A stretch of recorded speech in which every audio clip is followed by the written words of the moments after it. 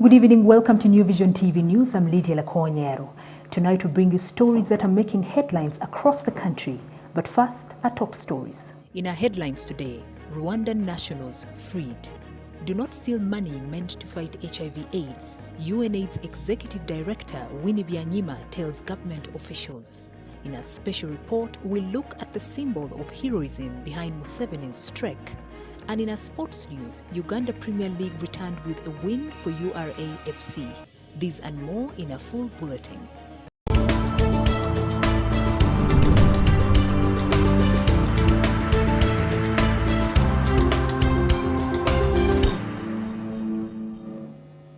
And we are broadcasting live from the New Vision newsroom in Kampala. We start off in court where 7 Rwandans were today morning set free at the Makindye General Court Martial.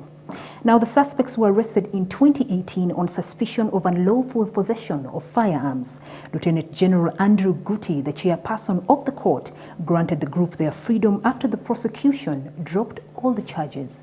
And now, the details. A sign of relief was written on the faces of 7 Rwandan nationals when the army court, based in the city suburbs of Makindye, set them free after spending close to 2 years on remand. The General Court Martial Chairman, Lieutenant General Andrew Guti, ruled after prosecution requested the accused to be discharged. He said, "This court sets you free unless held on other lawful charges. This has been done under my hands and the seal of court. Those released include René Rutangugira, an army officer from Rwanda, Emmanuel Rwamucho, Augustin Rutaisire, Charles Byaruhanga, Eitan Nsanza Bahizi, Claude Inyakaremye, and Congolese Pacific Bahati Mugenga alias Ilunga Monga. The 7 were freed by court after prosecution led by Lieutenant Colonel Raphael Mugisha withdrew charges of unlawful possession of firearms and ammunition against them without giving any reason. Captain Ambrose Baguma informed court that the cases are coming up for hearing but have instructions that proceedings in the matter should not continue. We have a nolle prosequi dated January 6, 2020. Nolle prosequi is the dismissal or termination of legal proceedings against the suspect by the state. However, Baguma did not tell court where the instructions to stop proceedings against the accused were coming from.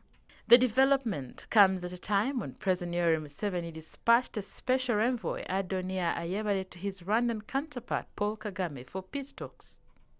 Ambassador Ayebare, who is also Uganda's permanent representative to the United Nations, delivered Museveni's message to Kagame during a meeting at the office of the president in Kigali last year on December 30th. According to a brief social media statement issued by the Office of the President of Rwanda, Ayebare delivered to Kagame a message regarding the two countries' relationship. The duo was arrested and charged before the General Court Martial on February 13, 2018, with unlawful possession of ammunition, kidnap and repatriating of 2 Rwandan nationals. The duo was charged alongside 7 Ugandan policemen. The policemen are Joel Aguma, the former commandant of the Police Professional Standards Unit, Nixon Karuhanga Agasire, the former commandant, Police Special Operations Unit, James Magada, Benon Atwebembele, Abel Tumukunde, Faizo Katende, and Amon Kwarisima. The policemen are still on remand at Makindye Military Police Barracks and Luzira prisons. Prosecution stated that Rutangugira, Mugenga, and the 7 policemen unlawfully kidnapped Jackson Karemera, Elias Ndinga, and Lieutenant Joel Mutabazi and delivered them to Rwanda without their consent. Mutabazi was the former bodyguard of Rwandan President Paul Kagame. Later, they were slapped with new charges. Prosecution alleged on October 24, 2017 at Nigeria Kira Division, Wakiso District, the 9 were found in unlawful possession of firearms and grenades, ordinarily a monopoly of the Uganda People's Defense Forces. Ramucho, 55, a businessman and proprietor Hilltop Hotel at Chikagate border in Isinjiro district, and Rutaisire, 37, a businessman dealing in spirits and wines, was on September 3, 2018 charged with unlawful possession of firearms and ammunition. On May 25th, 2018, the duo was allegedly found at Global Restaurant in Mbara with a submachine gun with 16 rounds of ammunition, which are ordinarily the monopoly of the UPDF. According to prosecution, 6 witnesses had so far testified, and they were remaining with 1 witness to conclude the case. On May 22, 2018, Byaruhanga, 27, and Nsanzabahi, 32, were charged with unlawful possession of firearms, ammunition, and military stores. The trio on January 28, 2018, while at Ihunga Zone, Musambya Parish, Kakabara County, Chegego District, were found in possession of firearm, revolver pistol, and ammunition without holding a valid firearms certificate. The accused were also found in possession of military stores, namely 12 pieces of army camouflage shirts authorized for use by members of the defense forces. Yakaremie, 37, a border rider operating from Global Bus Terminal, Old Kampala, was charged with unlawful possession of firearms on May 8, 2018. Prosecution alleges that Yakaremie, on April 13, 2018, at around 23 hours, while at Global Bus Terminal, border stage in Old Kampala, was found in possession of an SMG and ammunition without holding a valid firearms certificate. After releasing the accused persons in a special sitting, Guti adjourned the court until January 20th, when the court-martial will resume its operations. Story compiled by Michael Deng for New Vision TV. Now, the new UNAIDS Executive Director, Winnie Byanyima, has said stealing money meant for HIV/AIDS interventions should stop in Uganda. The Ugandan diplomat and new Executive Director of the Joint United Nations Programme on HIV/AIDS said renewed leadership in prevention of HIV/AIDS in Uganda is now needed more than ever. Byanyima was speaking to the media in Kampala. Now, in 2005, a government official embezzled 120 million shillings meant to fight HIV/AIDS, malaria and tuberculosis across the country and was convicted.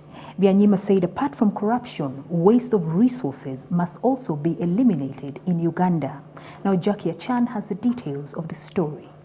Byanyima expressed concern that there is a new generation of sexually active Ugandans who never witnessed the HIV/AIDS deaths and its devastating effect when Uganda was hard hit by the epidemic in the 1980s to 1990s. This leadership that was there in the beginning and that has continued to be there driving the progress, that we need to build more into it. And why is that? Because one, there is now a new generation of sexually active Ugandans who were not there when we had all those coffins on the road, who never saw the deaths that we saw. So there seems to be, from the data Karusa and others are showing me, there seems to be a need to reinvigorate the campaign to tell people, particularly young people, the important message of prevention. According to UNAIDS 2019 data, though tremendous effort has been made to curb HIV and AIDS, the burden remains high, with an estimated 1.4 million Ugandans living with HIV and about 53,000 new infections every year. For Byanyima, it is going to take the leadership in Uganda owning up to the HIV response, which today is about 93% funded externally, to raise awareness and prevent HIV/AIDS among young people. HIV in Uganda is about 93% funded externally. Our friends are the ones keeping us alive. It's great, we thank them, but can we depend on that forever? I must say, not even for a long time, because those same friends who are putting their money there to buy the medicines, the testing things, even paying for the messages to our own people, all this will come to an end. We have to accept that. And it's coming to an end quite soon. Why? One, because we've been successful, we are moving towards becoming middle income. The minister in charge of the presidency, Esther Mbayo, says resources mobilized for HIV's response reached about $693 million for the financial year ending June 2019. Resources realized for HIV response reached an estimated $693 million for the financial year ending June 2019. This fell short by $209 million of the estimated $901.97 million for that financial year.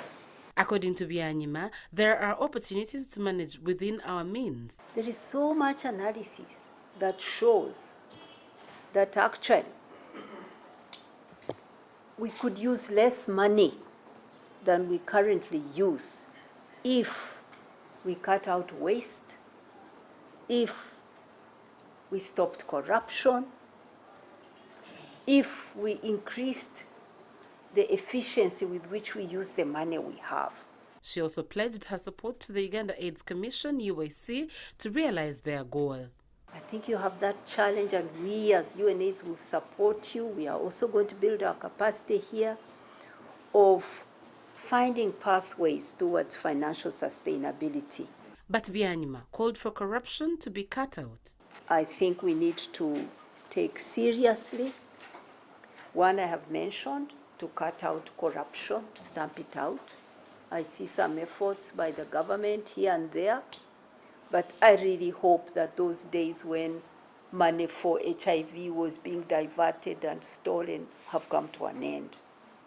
That was a scandal that must never happen again. Report by Jackie Achan for New Vision TV.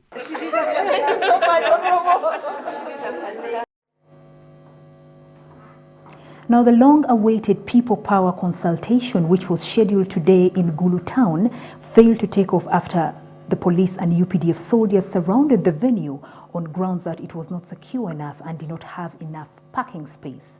Now, the Covenant Hotel, which had been booked to host Bobby Wine and his supporters, was besieged by security agents who insisted that the venue did not meet the standards that were required. Joseph Mago was in Gulu town and now brings us the details of this story. Police led by the Gulu District Police Commander Emmanuel Mafundo and a handful of officers dressed in the UPDF army uniforms have blocked the People Power consultations in Gulu District. Despite pleas by the Mityana Municipality MP Francis Sakei and his entourage, it all fell on deaf ears. Ono musajja blockinze gate eno aganya okugula gate eno bamuyita Mwami Mafundo era nga ye DPC w'ekitundu kino naye yali DPC w'ekitundu kyange eky'Emityana naye olutuuse wano naggalawo gate n'amaanyi ag'enjawulo n'asindika abantu baffeeri n'abasindika abamu bagudde bafunye bruises naye kibi nnyo nnyo nnyo okubanga Mwami DPC tasobodde wadde okuvaayo okunyega ekigambo yeekwese bwekwesi munda mu woteeri gy'atasasudde nga taffe twagisasudde. Zake, who was accompanied by People Power coordinators from Macholi and West Nile region, called for the resignation of the district police commander. We booked this and I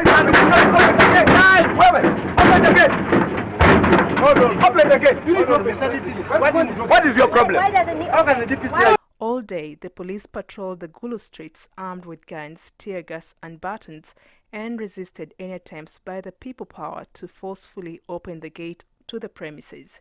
Frustrated, the People Power supporters and leaders moved to different hotels including Kakanyero, Landos, Ditch Comfort and back to the Covenant where they quarreled, pleaded and shouted. Yatugamba okusaba permission n'okutegeeza police nti tugenda kubeera wano ne consultations eza People Power. Twakikola buli kimu ebbaluwa tugirina, twasasula n'eno venue twagisasulira in full. DPC yeekwese munda agaaniddeyo n'omusajja nannyini venue agaaniddeyo. And this is unbelievable. How can the DPC I think these issues run away? I am the spokesperson for DP and I remain a Democrat. But I think every player, everybody should be given a chance to express what they think is good for this country. Very surprised that today they are telling us that the venue is not appropriate, that the police came here just yesterday to inspect. We informed them on 1st. They received letter on 1st. Ideally, they were supposed to make the inspection immediately. The owner of the premises and one of the lead Bobi Wine lawyers in the August 2018 Arua municipality by-election chaos, Tony Kitara, faulted the police and the UPDF deployment for halting his business. They have deployed here and certainly is affecting my business. This is an enclosed place. This is not an open ground. Clearly you can see this is not an open ground. This space here, the space that is just next to us here, is roofed. It can take up to about maybe 1,000 people. The Gulu District Police Commander, Emmanuel Mafundo, was on ground but could not speak to the media, but one of the officers, only identified by his tag name Javuru, ordered the People Power supporters and leaders off. Well, let's take a break. When we return, we'll have more stories.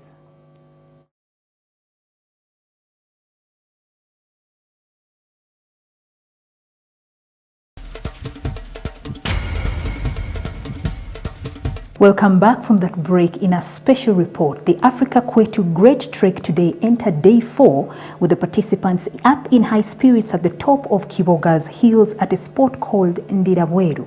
Led by President Yoweri Museveni, the trekkers had to vacate Camp 4 to move on to the next leg, which involved climbing another steep hill in Butologo, about 5 kilometers into Mubende district. Meanwhile, on Monday, President Yoweri Museveni easily rolled off the years to exhibit admirable strength and tenacity of the olden days in the bush when he took on the steep hill in Kagogo village all the way up and down the hill. The president took time off to interact with the residents along the trail, especially the elderly. And now, the details of this story.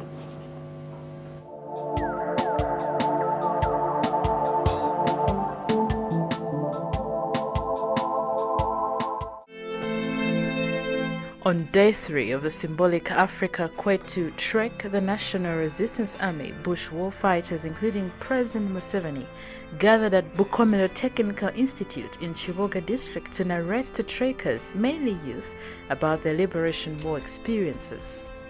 Lieutenant Colonel Paul Nsanga, the coordinator of Operation Wealth Creation in Rwandan district, was one of the bush war veterans whose experience touched many workers assembled at the institute. Lieutenant Colonel Paul Nsanga lost a hand during the war in Chirema, a town many trekkers had previously passed through without taking note of the battle.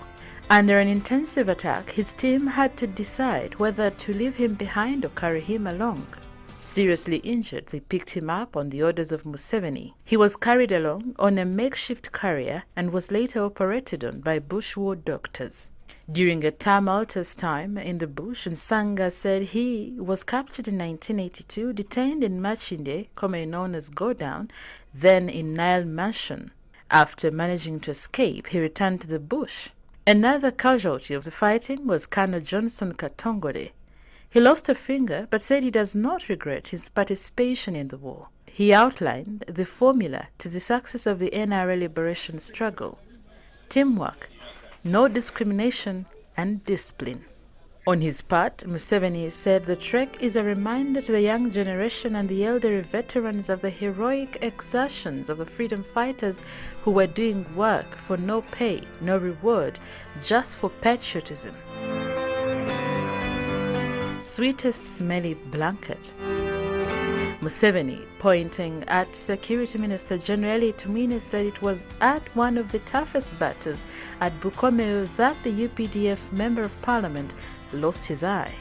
Then there was also the attack on Bukomero here, where Tumine lost his eye. It was here in Bukomero. They had come to attack Bukomero, but he was injured and lost his eye. Museveni said at the time the main campaign of the NRA was gun-raising. He added at one time the Tanzanian forces that were fighting along the then government forces attacked one of their camps at Bukomero, a move that completely paralyzed their efforts, forcing them to relocate to distant areas. Museveni and his men underwent miserable nights. At one time, he told the Bazukulu he slept without 2 essential commodities, a toothbrush and a blanket. Later, his friend Anthony Chakabale sacrificed his to their commander. Even though it was filthy, Museveni described it as the sweetest smelly blanket he possessed at the time, drawing wild cheers from his audience on a chilly Monday morning in hilly Chiboga. Museveni said for his dental care, the son of one of the veteran medical personnel in Chiboga donated his, which he had to first boil and sterilize before using. Lieutenant Colonel Pecos Kutesa also talked of the importance of retracing the route. He said it is important for the young people to follow the footsteps of your fathers and grandfathers if the legacy of the Luwero Bush War is to be preserved by the young generation. Day 2 of the symbolic Africa Kwetu trek ended at Kagogo, Bukomero sub-county in Chiboga, where President Museveni pitched a night camp at Christopher Semtumba's house in Kagogo. Setumba was killed during the Bush War for housing Museveni and other fighters. Tumwine came with the force and camped near Setumba's place. That's why I slept. And then the Tanzanians who were here came and attacked them. And they got scattered. And that's when Setumba was killed. Museveni said the trek was just a portion of several operations the NRA executed in the area in preparation for the attack on Kabamba Barracks. Museveni said the operation started on December 22, 1985 from Sebuguzi, involving 1,500 fighters armed and unarmed. I personally oversaw the operation with Salim Saleh, Caleb Akanwanaho, as the operational commander of the force. This was the mobile brigade comprised of the 1st, 3rd and 5th battalions, with a lot of unarmed commandos. During the modern-day foot trail, it was fanfare with supporters dancing, trapped with dried banana leaves, a trend that drew the president to pause the trek and engage in lengthy discussions with the locals and also get time to meet veterans, some of whom were his close friends during the Bush War. The president said the area that the trek has covered, especially Semuto, was the epicenter of the Bush War struggle. This area, Semuto, was the epicenter of the struggle, especially for the year 81, 82. During the Day 2 tour, Museveni also made a stopover at Chirema Primary School, where he interacted with trekkers to, among other things, re-energize them, boost their morale, and serve breakfast, and resumed the 38-kilometer march to Bukomero. Earlier, about 10 kilometers into the trek, Museveni also made a stopover at Kalege in Nansinda trading centers, where he thanked supporters and veterans for what he described as overwhelming support during the Bush War struggle. Power is not for charity. Before getting back on the trek, codenamed Africa Kwetu for the 3rd day, Deputy Government Spokesperson Colonel Shaban Bantariza cautioned the youth against what he described as playing with peace and stability.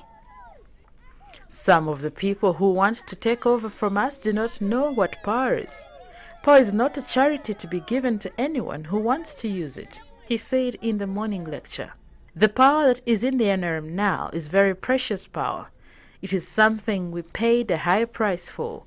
We, the NRM, are not the first political entity in Uganda to take over power, he added. There were others before us, but how did they use it? I will deal with the drug theft. Meanwhile, upon embarking on the trek, Museveni made his first stopover at a point around 300 meters from Busomero Technical Institute in Kagogo village, where he greeted veterans and also explained his 6 points, which he believes will turn around the lives of families within the Bush War corridor and across the country. The president singled out the need to embrace Operation Wealth Creation, believing in God, consolidation of peace, fighting for land rights for Bibanja owners, providing their views on the universal primary education, and the need to fight some doctors who, he said, steal drugs from government health facilities and use blackmail to stop people from demanding for these drugs. Doctors steal drugs and then blackmail you that if you report them, they will not treat you. I am going to deal with this. A touching story, and we will continue to bring you an update of the trek that is currently going on. Thank you for watching New Vision TV News with me, Lydia Lakwonyero. And for more of our videos, find us on www.newvision.co.ug/videos. We leave you with the fact file.